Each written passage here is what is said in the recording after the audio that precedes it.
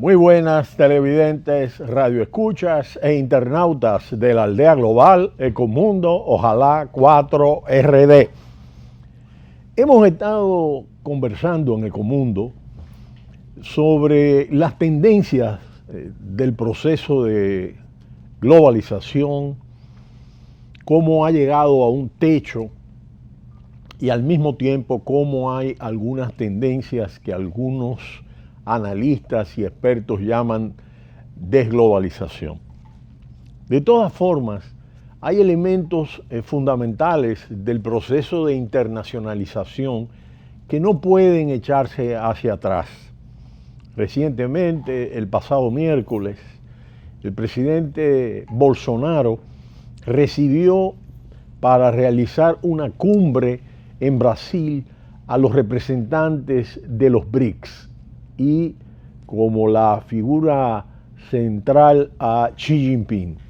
Esto es una muestra que dentro del escenario de la guerra comercial entre Estados Unidos y China, dentro de todos los problemas relativos al Brexit y su separación del Reino Unido, de Europa, de la Unión Europea, pues existen tendencias que van en el sentido al mismo tiempo de integraciones regionales donde no es tan fácil echar para atrás. De todas formas, el proceso de globalización está en entredicho y la seguridad económica global se encuentra amenazada y con ella la estabilidad política del mundo.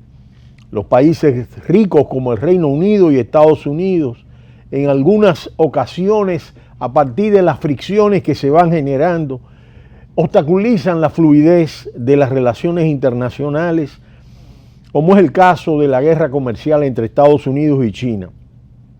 El mundo vuelve a complicar la existencia social, la inseguridad global y vemos las protestas que se están desarrollando en diferentes puntos del mundo, lo cual está ocupando un espacio cada día mayor en la vida de las personas.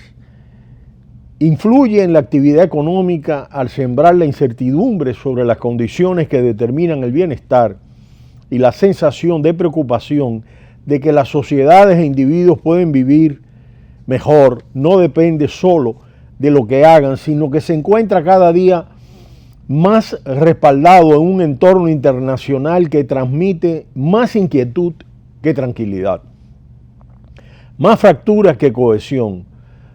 Más de una década después del estallido de la crisis 2008-2009, una de las más severas de la historia, la vulnerabilidad sigue dominando los estados de ánimo.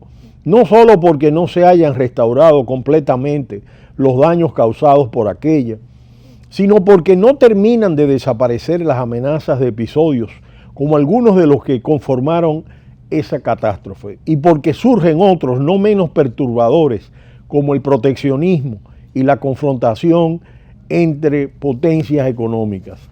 A diferencia de otras épocas, las amenazas van más allá de las relaciones comerciales, pues también se intenta limitar la movilidad de las personas con políticas inmigratorias xenófobas para extender la desconfianza entre los países. En los hechos, los fundamentos de la organización económica y política surgida tras la Segunda Guerra Mundial están siendo cuestionados y en algunos casos torpedeados. La permeabilidad del progreso entre países, los usos y normas que han gobernado las relaciones internacionales en los últimos 70 años también han sido puestos en entredicho. No los cuestionan los países con menor predicamento y peso específico en las relaciones económicas internacionales, sino potencias económicas y militares de primer nivel, empezando por los Estados Unidos. Aquellos académicos y analistas que creían que la globalización era un proceso irreversible, se encuentran hasta cierto punto perplejos por la situación y sucesión de episodios que desautorizan esa opinión. No se trata de acontecimientos menores, sino de una suerte de importantes enmiendas al propio sistema económico, secuelas de una fase de varias décadas en la que se han cometido excesos. La crisis desencadenada en 2008-2009 es la referencia de mayor significación. La frontera que define muy probablemente el inicio de una nueva etapa frente a la cual no es fácil encontrar resguardo. Los gobiernos de Estados Unidos y Reino Unido, con el apoyo democrático de sus ciudadanos, han adoptado decisiones que desautorizan décadas de cooperación y de integración internacional, como el caso del Acuerdo de París, donde el presidente estadounidense, una vez llegado a la Casa Blanca, inició gestiones para salirse de ese acuerdo que había sido liderado por el presidente Barack Obama. Estas tendencias han abierto una fase de desencuentros, de tensiones internacionales que solo conocíamos cuando los historiadores daban cuenta de los errores políticos cometidos durante la Gran Depresión, aquella gran crisis económica de los años 30 del siglo pasado, a la que solo puso fin el inicio de la Segunda Guerra Mundial. No es fácil discernir si esas amenazas en el entorno internacional son una mera inflexión de una larga época de excesos o el inicio de una fase en la que dominarán los desencuentros. A la desconfianza en la capacidad del capitalismo para garantizar prosperidad a la mayoría se une el recelo del sistema político, incluso de la democracia, entre un número cada día mayor de ciudadanos. El bienestar de la población de un país no depende únicamente de lo que hagan sus agentes económicos, sus empresas, sus familias o sus administraciones públicas. Depende también en gran medida de lo que ocurre en el entorno en el que ese país se desenvuelve. La globalización, la integración e interdependencia económicas, pero también política entre los países, se ha acentuado mucho en las últimas décadas. Es difícil hoy que una economía nacional pueda sustraerse a lo que ocurre en otras, incluso si no son muy estrechos. Los vínculos comerciales o financieros de esa economía con ellas, para bien y para mal. Para bien cuando las principales economías del mundo, Estados Unidos, China, Alemania, Japón, mantienen un pulso firme, crecen los intercambios de bienes y servicios y la estabilidad política internacional está garantizada.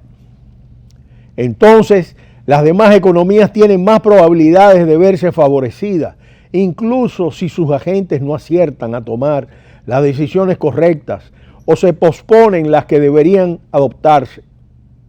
Para mal, si algunas de esas grandes economías, cuyo peso específico determina el pulso global, tienen un comportamiento deficiente, en ese caso es altamente probable que, aun cuando en algunas economías nacionales menos importantes se adopten políticas adecuadas, los resultados no sean favorables. Si el mundo está en paz, se respetan las normas y los acuerdos internacionales y los gobernantes de las principales economías convienen en que las ventajas de esa integración internacional pueden ser superiores a sus inconvenientes, las probabilidades de que aumente la prosperidad son mayores. Y en todo caso, dependen en gran medida de las decisiones que se adopten por los gobiernos de cada país.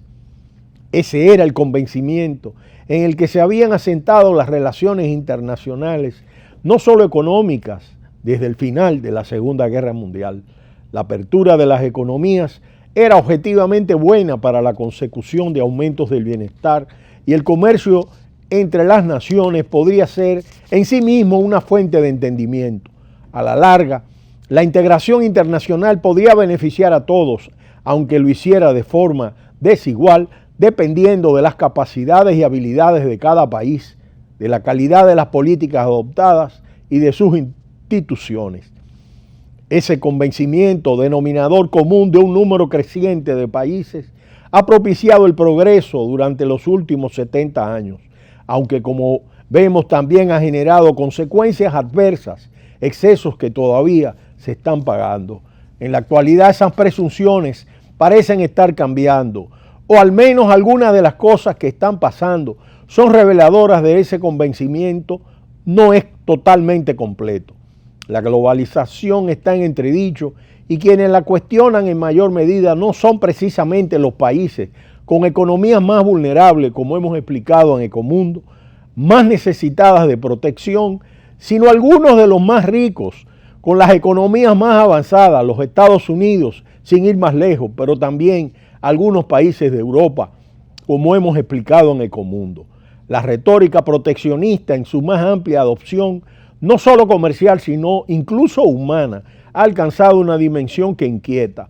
El retraimiento de las sociedades se manifiesta cada día más de forma explícita en las preferencias políticas. Dirigentes de nuevo cuño, manifestaciones nacionalistas, xenófobas, en no pocos casos, son elegidos democráticamente líderes en las sociedades más avanzadas. Las consecuencias de esa deriva no son fácilmente previsibles, aunque algunas de ellas ya están emergiendo.